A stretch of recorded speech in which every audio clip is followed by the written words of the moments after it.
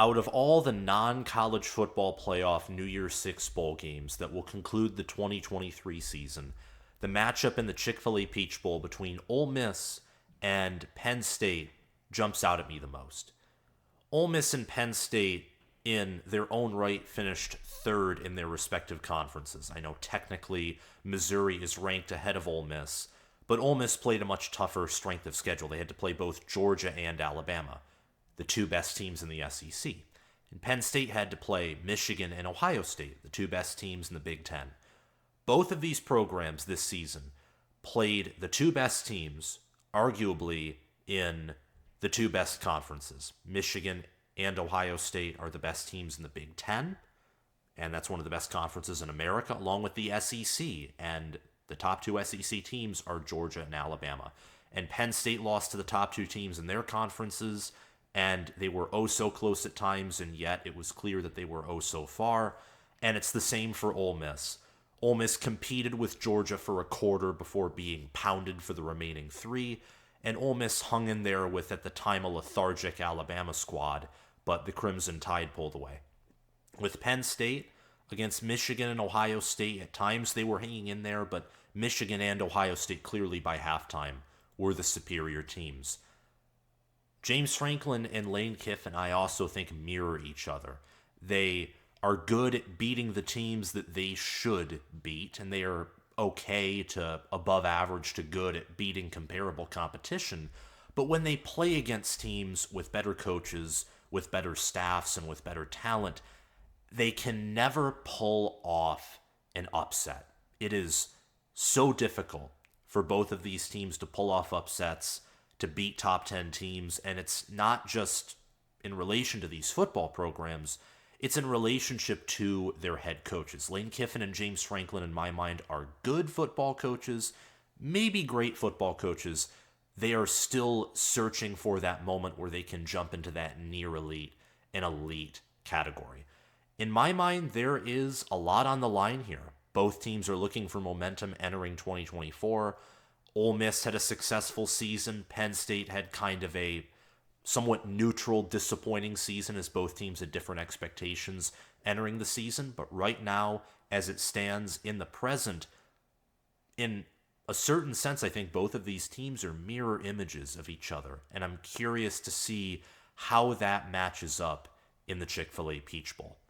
Welcome back, fellow football fanatics. It's your host, College Football with Sam. Before we resume this video, please hit the like button, subscribe to the channel, and click the notification bell so that you can get notified when I release more college football content. Later today, I will be previewing the Orange Bowl and giving a prediction there, and tomorrow I will be giving a preview and prediction video for the Fiesta Bowl. Also, for the college football playoff matchups, there is still more content to come out relating to Texas and Washington's matchup, along with Michigan and Alabama. So if you want to see all of that, and also my 2024 preseason content, which will be coming out soon, subscribe and hit the notification bell. Last two things that I want to ask you guys to do is, number one, comment your own analysis, thoughts, and prediction on this game down below. You probably have a unique perspective that can add some insight that others, including myself, don't have. So your comment's valuable, and I love to interact with you all. And finally, if you want to support the channel, your support is always appreciated. It is never demanded. Check out my Patreon page via the link in the description and in the pinned comment. You will be thanked at the end of every video, and depending on your tier, you will get access to insider content, which some of that will be releasing this weekend, later this week, etc. Now, without further ado, let's get back into this video, into previewing and giving a prediction for the Peach Bowl. Sit back, relax, and grab some food or drink if you have to. I said these two teams are mirror images of each other, and that's in terms of circumstance, placement, and the fact that these two programs are trying to break through. They're trying to reach the next level, level up, climb the ladder, whatever you call it. But in terms of how these teams are built, they are very different.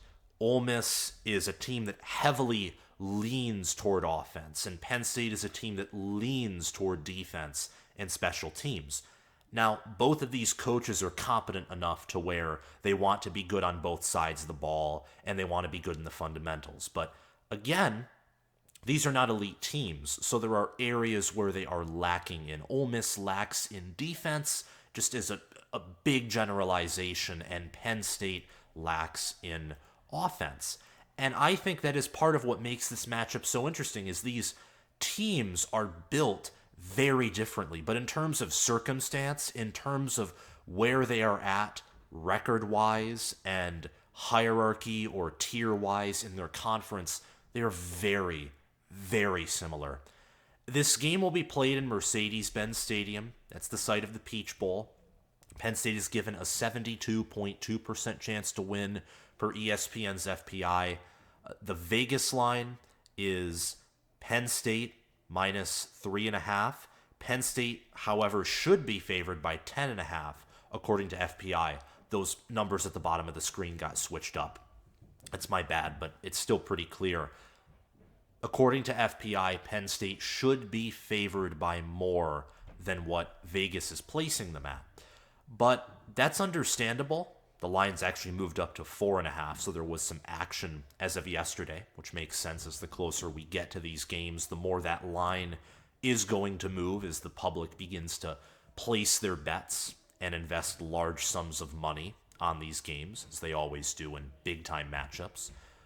But Penn State has more opt-outs, and the Big Ten has historically done a poor to mediocre job of beating the SEC. Theo Johnson, Olu Fashanu, and Chop Robinson, Penn State's top tight end, although Tyler Warren might be better, certainly top offensive lineman and best defensive lineman are opting out of this game, and for Ole Miss, only Cedric Johnson is opting out.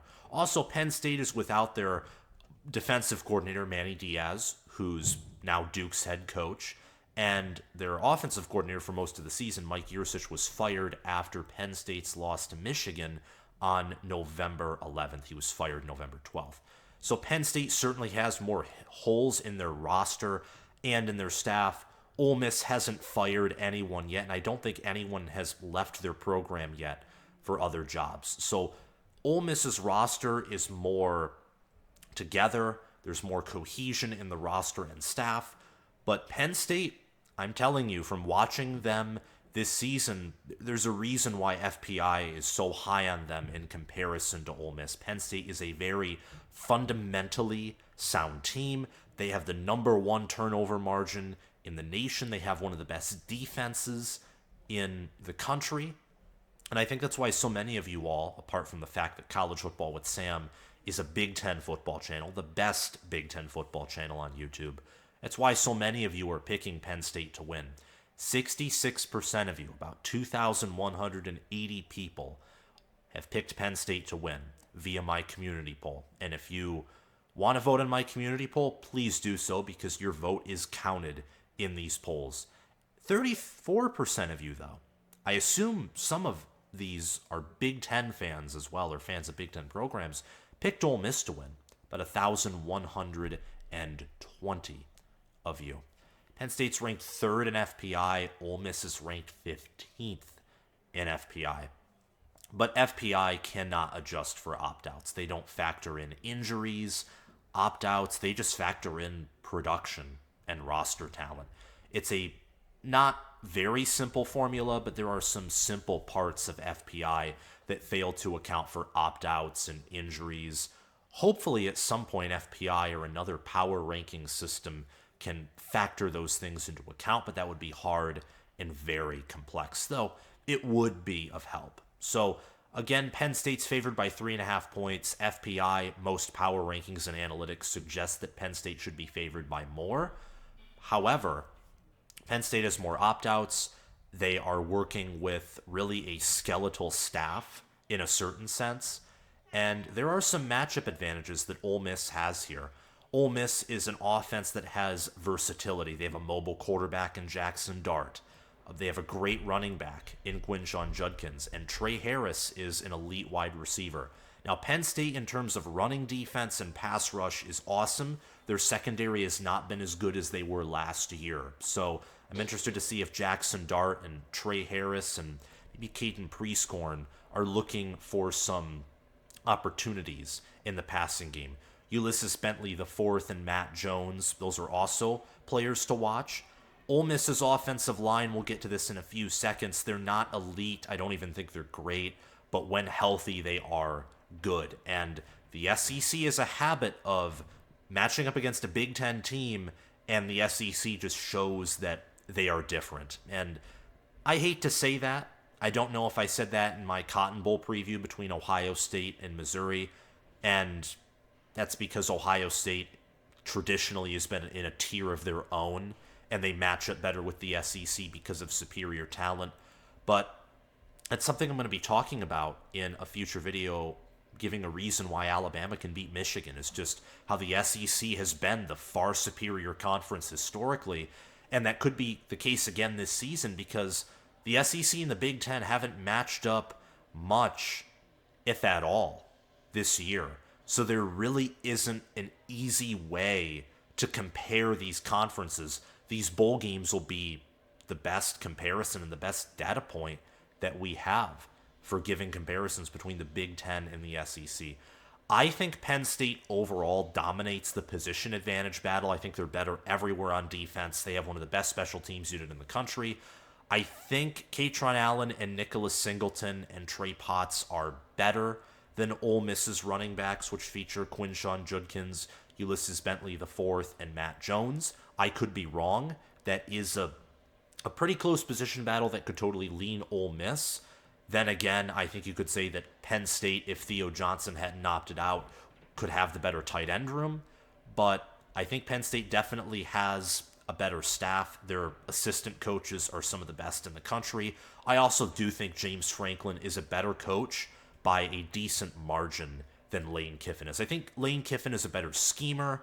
He's a better play caller, and he's a better, in terms of offensive mind, innovator. But I do think Franklin is a better CEO. He's better at developing talent. And yeah, also you got to remember that Penn State at running backs with John Sider and also with Terry Smith at corners, those are some of the best assistant coaches in the country. But Ole Miss has key advantages at skill positions, and we've seen time and time again at points that skill position can sometimes beat the more fundamentally sound teams. I mean, you look at wide receiver with Trey Harris, Dayton Wade, Jordan Watkins, Caden Prieskorn. These are all phenomenal players. These are players that Penn State would have loved to have, particularly against Ohio State when they went very pass heavy. As Penn State's best wide receivers, Keandre Lambert-Smith, and he doesn't compare to Ole Miss's three best wide receivers. I mean, Ole Miss has a massive advantage in terms of wide receiver talent. Keandre Lambert-Smith only has 673 receiving yards and 4 receiving touchdowns.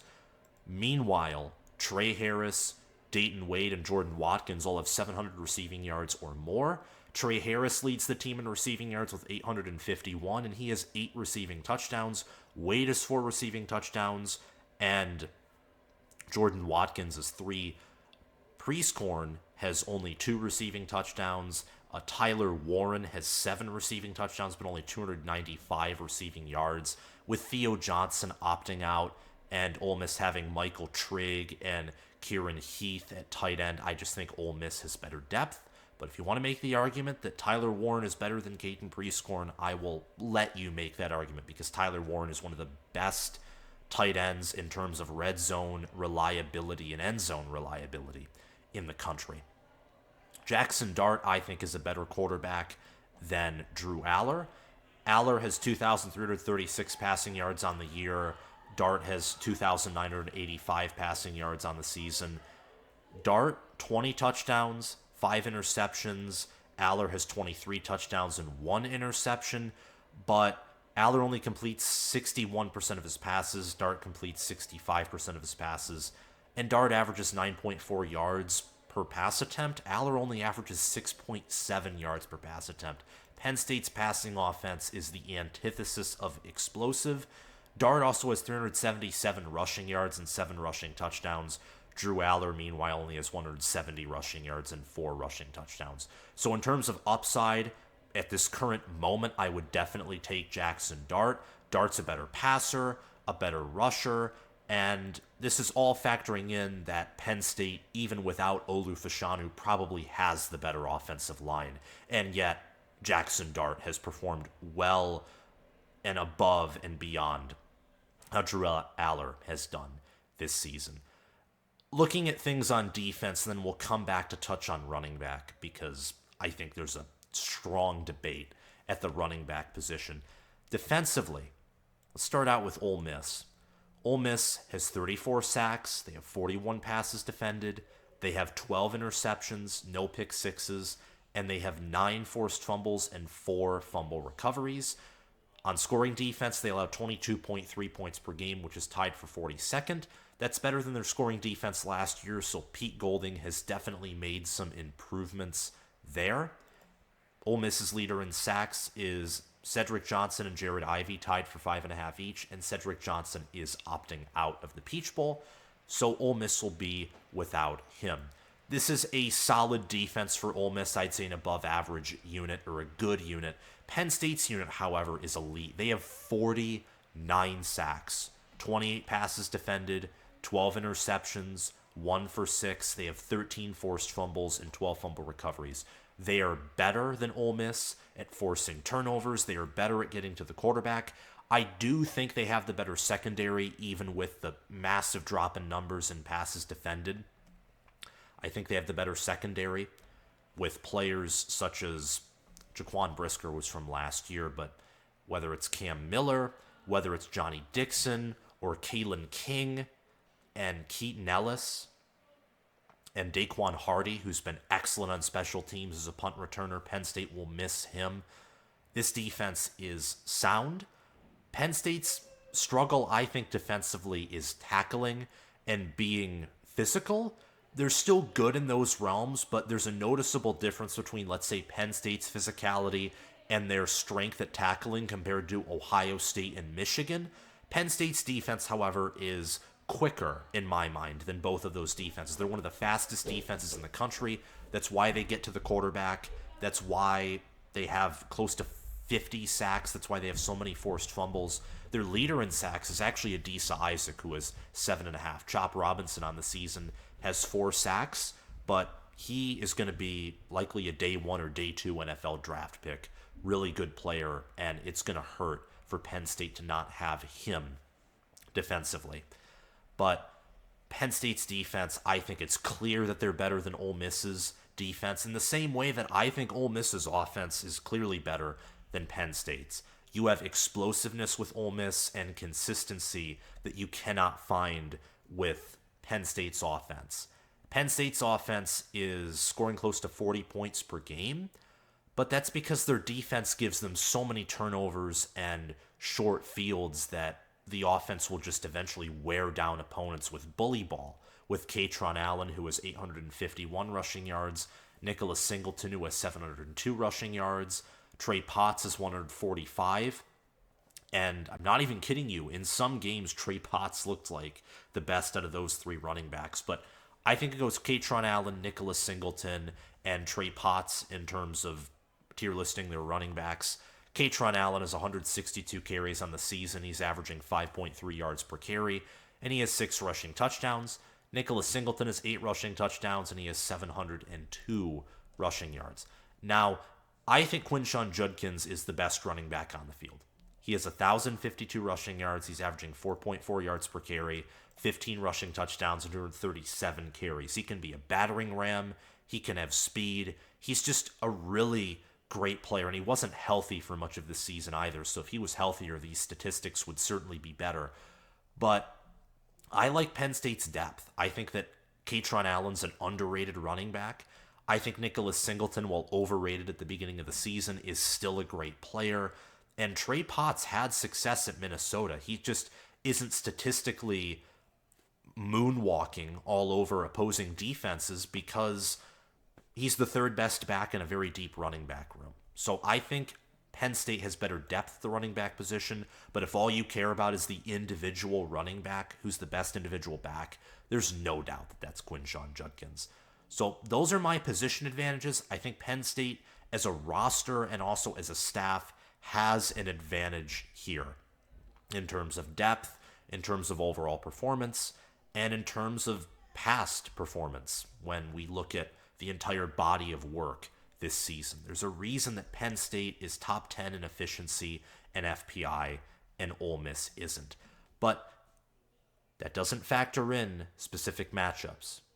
That also doesn't factor in the fact that there's something called every given Saturday. And although I tried to factor in opt-outs, doesn't factor in those perfectly either, because I haven't seen Penn State play without Olu Fashanu. I've seen them play without Chop Robinson. Their defense, while they don't have the same upside, is practically the same. That's how deep their defense is. But I haven't seen them play without Olu Fashanu.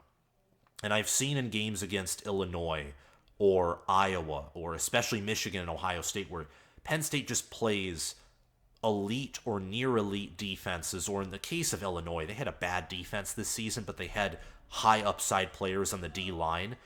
When they match up against good players offensively, they do struggle. And good defensive players like Jerzon Newton in particular have been able to match up well with their offensive line and attack them. But Ole Miss, they're also without their key defensive end. And this game, really, it's interesting. You have some opt-outs, not a lot. These teams are mostly going to be intact, and these programs are similar in terms of position, in terms of present status. Obviously, Penn State is a blue blood, Ole Miss is not. But in terms of how they're doing in 2023 and the fact that they both want to level up in the future, but they're significantly behind the top two teams in the conference, they're similar there. But their builds are different, and I think that's reflected in who I think the key players to watch are. Abdul Carter could be a day 1 or day 2 NFL draft pick right now. The problem is he's a true sophomore. He's not eligible.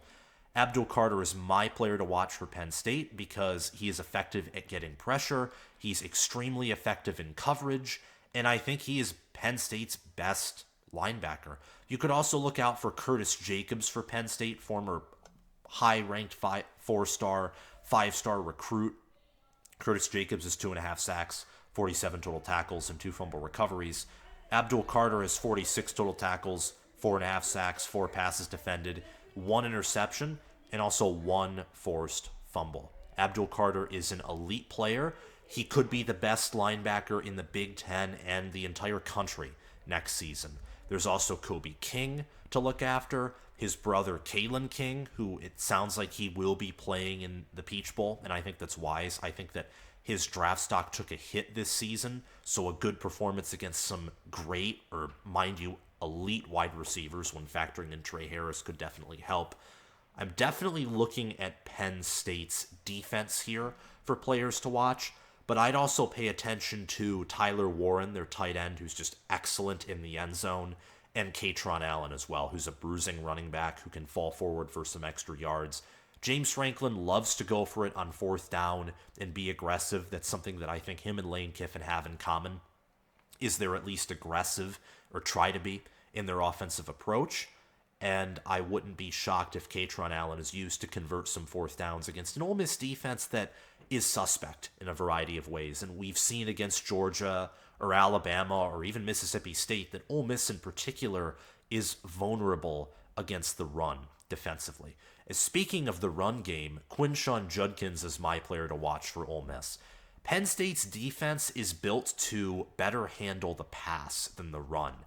They have 49 sacks and 12 interceptions, and their secondary, while not as elite as last season, I think is still one of the better secondaries in the country. And their run defense is so improved compared to last season. Last season, Penn State was a pure paper tiger in run defense. This year, their run defense is legit. But we've seen, whether it's Blake Corum or Donovan Edwards or Chip Trainum and Mayan Williams at times, when they were able to find holes, we've seen that Penn State's defense they have to blitz and they have to send multiple people forward to stop the run because they're built for speed. They're not built for size. And against physical running backs, typical Big Ten running backs, that doesn't always work well. Well, Quinshon Judkins is a physical, bruising running back. And Penn State might have to change up their defensive scheme and get a little uncomfortable to slow down the Ole Miss passing attack. And I think Quinshon Judkins can come in, and whether it's in the power game and he just falls forward in the pile, or he hits a hole and is able to get to the outside, or is able to gash Penn State up the middle, Quinshon Judkins could have a big game for Ole Miss. Other players that I would pay attention to with the Rebels would be Trey Harris, their leading wide receiver, along with Dayton Raid and Jordan Watkins, basically all of their wide receivers. Jackson Dart, I'd look for him to potentially have a good game. Defensively, Jarek Ivey and Isaac Okuwu, who I think transferred in from James Madison after the 2022 season, and they had a good defense then. They have one now. Look out for their pass rushers for Ole Miss. And it'll be fascinating to see how Penn State's offensive line does without by far their best player against an Ole Miss defense that is capable of getting to the quarterback. They have 34 sacks in 12 games. It's nearly 3 sacks per game. That will be an interesting matchup. And finally, look out for Drew Aller for Penn State. He played good against Michigan State. I know that's a poor defense, but with a month to prepare, maybe he can have a good game against an Ole Miss defense that yet again is good, maybe above average, but is certainly not elite. My prediction for this game is Penn State wins by a score of 35-24. I think Penn State will rush and pass for over 200 yards, so they'll have over 400 total yards, and they will have 4 or more touchdowns via the ground and the air. Maybe they get a defensive score, or maybe they kick 2 field goals and go for a 2-point conversion on one of their touchdowns. The defenses, both combined, I think will blitz often, but Penn State's defense will be more efficient at sacking the quarterback, and they will be more efficient at gathering turnovers. Both teams, I think, will also have multiple 4th down conversion attempts. I think this will be a great game. I think that Penn State, they're a team that starts off slow and is typically a second half team, at least against competition that isn't Ohio State and Michigan, because they take a while to get going and they have to be comfortable. Penn State's offense, we've seen this whether it's against Iowa or Maryland or Illinois, they have to wear down their opponents. And the problem with Ohio State and Michigan is you don't wear down those defenses. You just have to straight up beat them. And without a competent offense, they couldn't do that.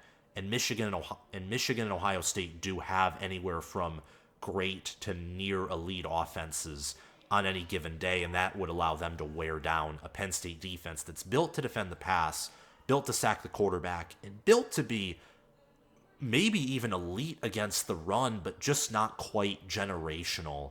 Or, I don't know if I'm exactly saying this right, but Penn State's just not there. I think that's the best way to describe it in words, and it's the same with Ole Miss.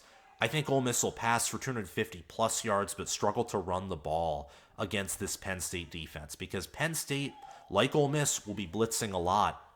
And Penn State's defensive tackles, despite being undersized, when they're supported by some of the best linebackers in the country, they will be stout against the run.